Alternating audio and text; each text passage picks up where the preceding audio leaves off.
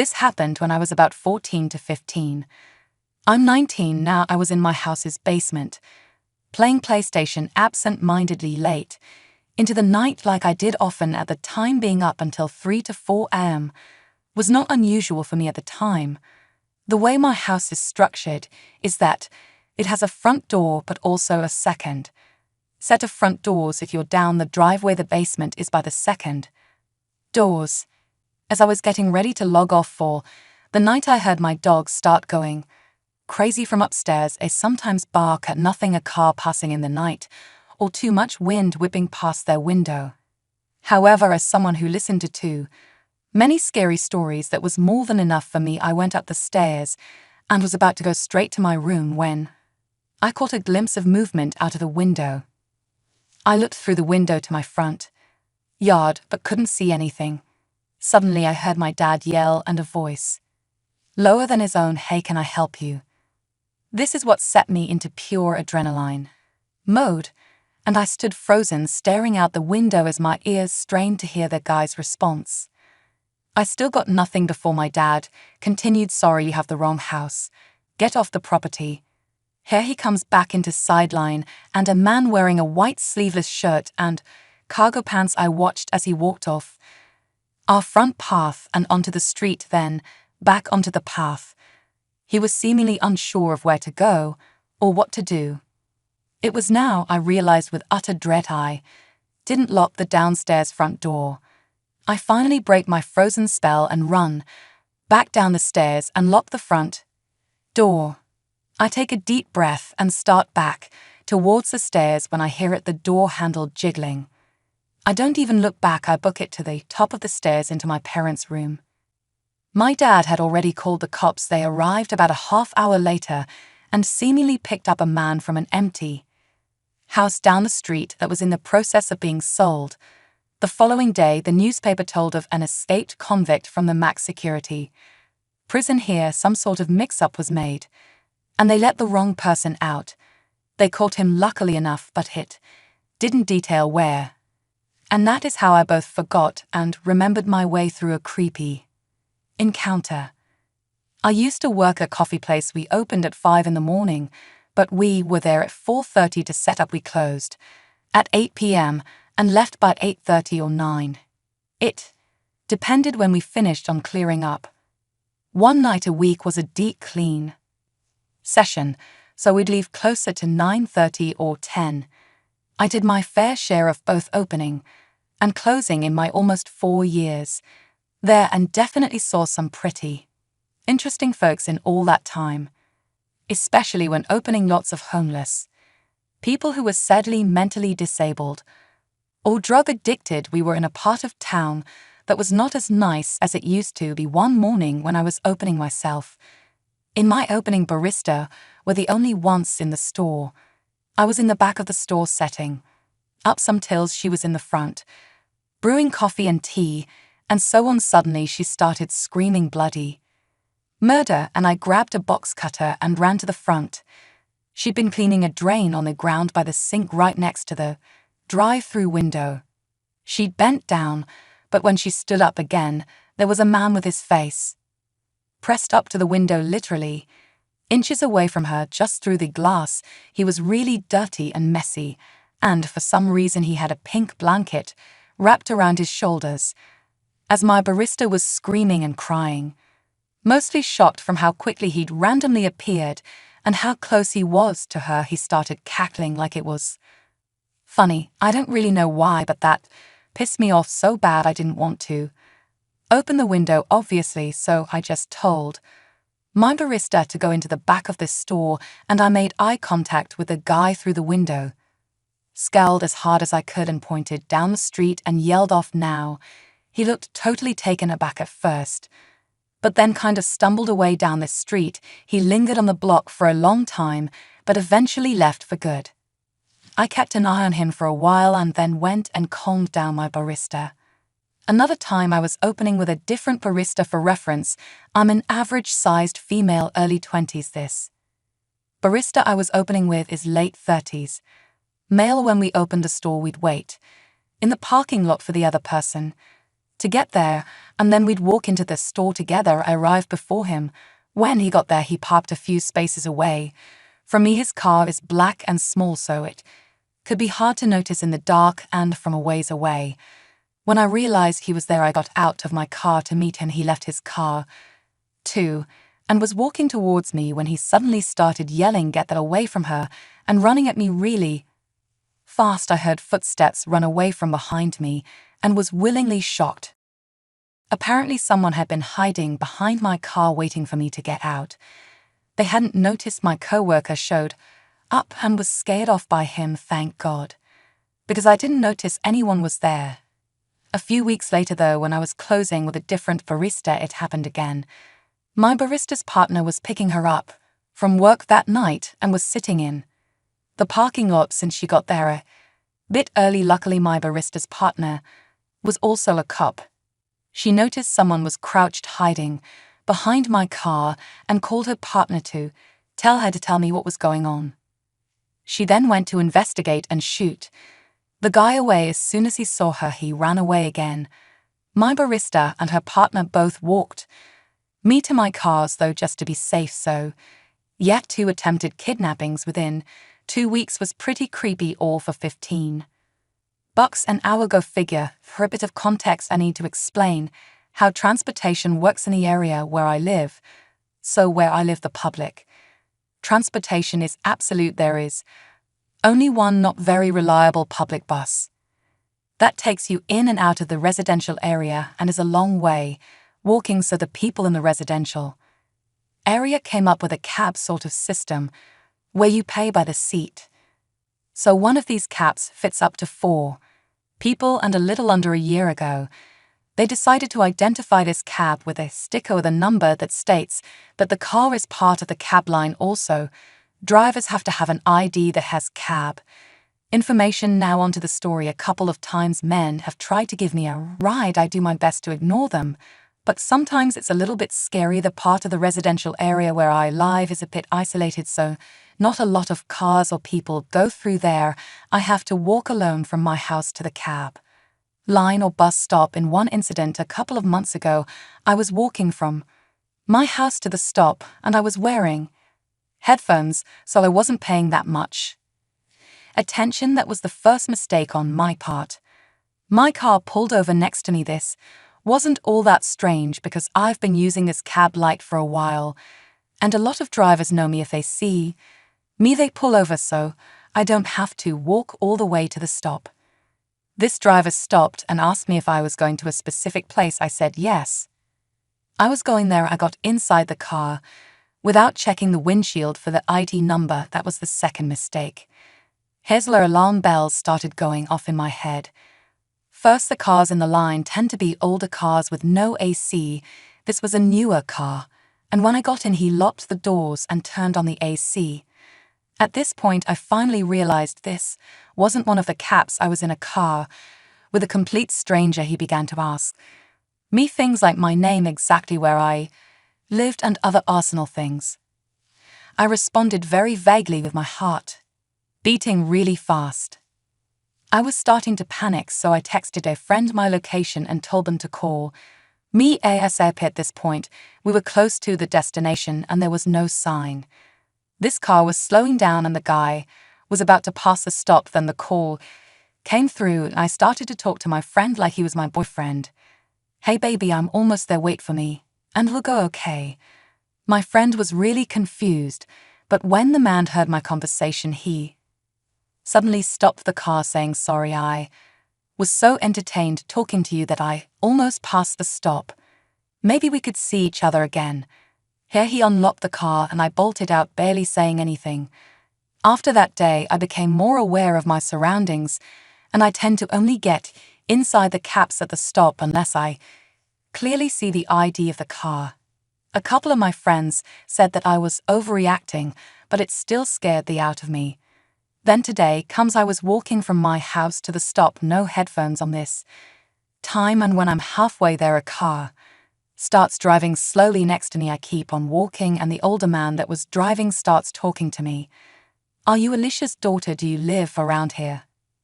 I responded, "No, I'm not," and I keep on walking. He insisted, saying he was a neighbor and that he could give me a ride. I replied again that I wasn't and that I don't want to ride, mind you, my mom wasn't called that and had been dead for over a decade, and people did confuse my grandmother as my mother. She's not called that either. He kept insisting. I began walking faster, approaching the stop where there were more people. And at this point, the man became angry and started to yell, saying this was the last time he would be nice to me and offer me a ride, and he sped up and left. Finally, I got to the stop and got inside a cab, and it took me to my destination. When I got to work, I told my boss everything, and she said, "Thank God you kept on walking. You could have been kidnapped." So yeah, that was my morning. Really need a car to both creeps that maybe wanted to kidnap me, or who knows, let's not meet again. My ex's family owns a massive farmhouse that was built in the late 1800s and has been passed down through generations. They inherited it from a pair of bachelor brothers and their sister aunt, Kate. So it goes, she died in the attic, so that's why you hear pacing up there at night. She loves to take things like my ex-mother-in-law's jewelry and move it around her house. The music room used to be used as the funeral parlor for that area way back in the day. They had the original furnace in the basement that looked big enough to burn bodies. One time I came home and noticed my cat was halfway off the ottoman, kneading with his paws like something not there was petting him and holding the front of him. I went over and ran my hand under him, but not touching him, and he fell down. My ex was woken up one night with a lady in white standing over him, staring down at him. My ex is an electrician and farmer who wouldn't make this up. And Kate's room that she once lived in is freezing cold all year round. There's no AC, and it gets hot and humid in that house. One time I slept in there and had 7 quilts on in the middle of summer. I went to bed with the door closed. They all squeaked loudly when opened, and the wood floors squeaked too. In the middle of the night, I sort of woke up feeling hands going up and down me, tucking the blankets and all my sides, kinda like you do with little kids. I opened my eyes even though I was terrified, and nothing was there. The door was open too and would have woken me up from a loud squeak. My ex remarried and had a daughter who always sees an old man in overalls at the top of the stairs who doesn't want her to go up there. She's 10 now, and she's seen him constantly since she was little. My paternal grandmother was very involved in her church community and would often bring me along for get-togethers, parties, funerals, and other functions that involved people we knew. I was probably 7 or 8 when we visited a nice old lady and her family to deliver gifts the church had put together for them. My grandmother, being herself, got quickly caught up in conversation, which left me time to roam around a bit. The house was large and featured a long, tall wooden staircase to the upstairs. I had never seen a staircase so tall and wanted nothing more than to make it to the top, but when I took the first step, with my hand on one of the support columns for the banister, I saw a very tall man looking down at me from the top. He was leaning on the banister with an incredibly deep voice, complete with a heavy southern drawl. He told me, "Boy, them stairs ain't safe. You is too little. Don't you come up them stairs, or I'll give you a weapon." Being the good kid I was, I apologized and left the room, though I'm pretty sure his eyes followed me. Fast forward about 15 years, and I met one of the old lady's grandchildren at her funeral. I asked about the grandfather, and I was told he died almost 30 years prior. Apparently he'd fallen down those steps and cracked his head. The grandkid thought I was pranking him, but I was in disbelief. Tall man with a deep voice, I asked. He looked at me with shock. "Yeah, we must that he had one. How do you know that?" I casually replied, "I met him once. I inspected vacant houses for banks. I had to document in photo every room, boiler, gas and electric meter vacants that sit empty for long stretches. Get inspected every month. One house I'd been to every month for 2 years had an attic that just didn't feel right. There were no items up there. It was just an empty attic with no light source. I would take the photo in the dark, illuminated by only my flashlight. Nothing really weird happened for the entire time, but I always took the photo and got out of there as fast as I could, kind of like how you would turn the lights off in the basement as a kid and run up the stairs. I did this job for years. I've been in dark basements alone and silence. Multiple times a day for years. The last time I did that house, I checked the meter like I always did. Dead cobwebs on the dial. I photo the house, climb up the stairs to the attic. I reach the top and the door is open. Odd. I get to a point in the stairs where I'm not all the way there, but I can see level with the floor. All of a sudden, a light goes on. There's a light bulb hanging from the center that was never there, and it turned on as I reached the top. Across from the open door was a mirror facing directly towards the stairs. I saw myself in the mirror for just enough time to see how startled I was. Then the light turned off. I have never ran that fast out of a house before. Since every month after that, I faked the inspection with old photos, and I photoshopped the date stamp. I still get goosebumps thinking about it. I was speeding west on I-70 through Colorado near Glenwood Canyon when I decided to slow down and enjoy the view. I noticed a state patrol car in front of me a minute later when he turns his sirens on, and I think he's got me busted for speeding. Instead, he's pulling to the shoulder of her head to help a broken-down motorist. I slowed down and remember looking at the motorist who's sitting in the driver's seat with their head down, thinking, man, that guy is lucky to get help out here. There's no cell coverage or anything. I keep driving west. A few minutes later, I start to notice police cars flying past me headed back east, sirens blaring, going extremely fast through a curvy canyon one after another for like 15 minutes. Ambulances, fire trucks, it seems like all emergency response in the country is headed back the direction I came from. The next day, I'm at a hotel in Utah and discover what happened. Turns out the broken-down motorist at skip bail, and after being confronted by the state trooper who was there to offer assistance, and exited his car and began shooting the officer in his back. Multiple times on a normal day, the officer would have died, as they typically drive alone. But on that day, he was headed to training and had a partner in the car who empties his clip and killed the motorist. The officer almost bled out on the road, but luckily he survived. I'm not sure what year this took place. Little sister was a preschool age. I'm 2.5 years older than her. We're now in our 20s. Our family was in San Diego visiting my grandparents. They live in England, in a quiet neighborhood. We were racing our scooters down the sidewalk in front of the house, one by one. My little sister, my big sister, and I, all girls. My parents were inside. A van came down the road and we initially thought nothing of it, but the van kept coming back. Every couple of minutes it would pass again. After a short amount of time we noticed it. We continued to scoot her. The van would take its time passing, slowing down. It was clear that whoever this was driving was paying close attention to us. I was on guard by this point. My baby sister takes her turn scootering down the sidewalk. The van passes again and comes to a crawl directly beside her. It stops next to my little sister as she's slowing down. My big sister and I are screaming for her to come back, paralyzed with fear. I genuinely thought I was about to watch her be snapped up. Luckily, she turned around and scooted past the door of the van a second or two after it stopped. I ran up to meet her. The driver left, presumably to circle back around, and they did. My older sister had gone inside to alert my mother, who promptly came out. We sat on the steps in front of my grandparents' house waiting. The van came around the corner, and once they saw my mom, sped off down the road. We didn't get the license plate number, which we immediately regretted. I'll never forget that experience. Sheer terror I felt. Hi everybody, so here's my story.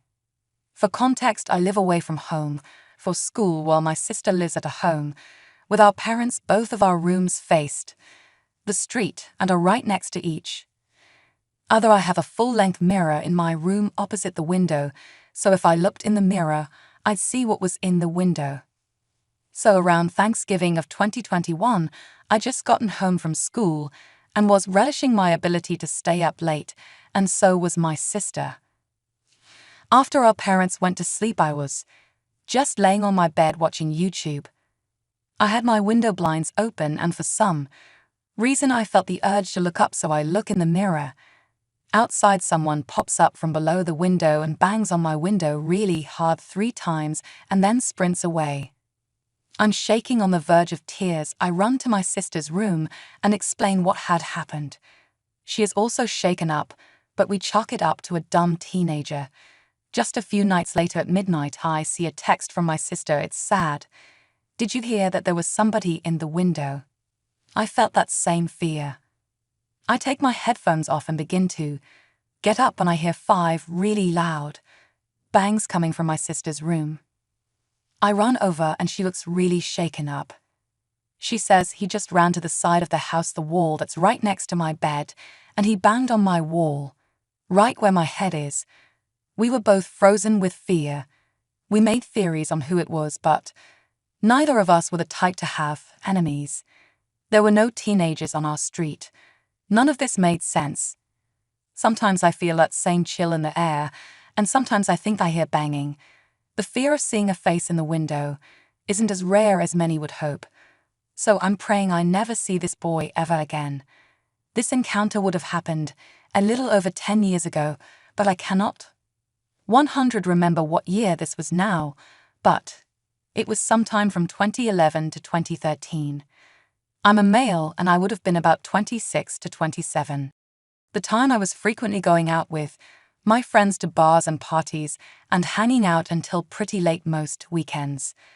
The friend's house that I usually hung out at was on a side street just off of a main road where a lot of popular and crowded bars and restaurants were. He had a park on the street at his house. And during the weekend when it was busy, it was pretty common to have to park a number of blocks away. The street closer to the bars was pretty nice, but if you went a few blocks in the opposite direction, it got a little sketchier at night. After a night of hanging out, I had to walk back to my car pretty late, which was parked a number of blocks away, towards the slightly sketchier area. This was during the winter, so I was wearing some kind of heavy sweater or a pullover and a beanie or knit hat. This detail is only important as you couldn't really gather much idea about what I looked like from a distance in the dark. Aside from my general height and build, there wasn't much through traffic as you got further away from the bars, and the roads were pretty dark without any street lights. As I was walking down the sidewalk, a car started slowly creeping down the street, matching my pace as it pulled up the side. Me and then stopped. The window of the car rolled down, and driving the car was an attractive young woman who said that I looked cold and that I should let her give me a ride to where I was going. She seemed very friendly. I indicated that I wasn't parked very far away and appreciated the offer, but I was just gonna keep walking. She then tried really hard to convince me to get in her car with her since it was so cold.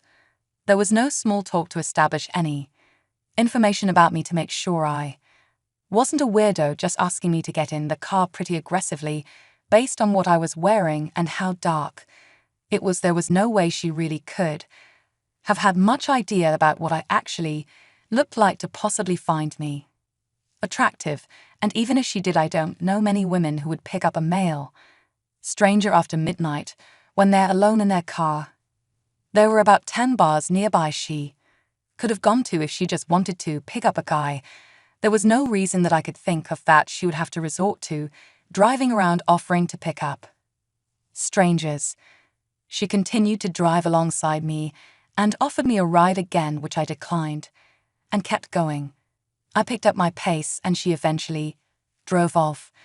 As soon as she was a few blocks away, I quickly got to my car and made sure there was nobody lurking around or close by. The whole scenario felt off, and it didn't make much sense to me. I asked my friend about it later, and all of the women agreed they wouldn't offer a random via ride at night time in that kind of scenario, even if the guy looked like Ryan Gosling or Channing Tatum. My suspicion is that there was someone laid down in the back seat of the car, out of view with a weapon waiting to rob anyone who accepted the ride. I couldn't really figure out any reason. She would be offering rides like that to complete strangers in the middle of the night, as it would be very unsafe for her, just to pick up random strangers. I just assumed there had to be something nefarious going on in that car, and I do wonder what would have happened if anyone just hopped in the car with her. When I was probably 13, my family and I were on our way home from a Wednesday night church service. My mom was in the driver's seat and I was behind her in the back. My 5-year-old brother was in the middle, and my 10-year-old sister on his other side. We were just down the road from the church, but it was a country road and light, so there was no light and no one else on the road. We were just coming up to our turn when all of a sudden a car comes swerving from our turning spot. This little car was taking the turn so fast that they came into our lane and almost hit us. We swerved as they tried to get into their own lane before we collided.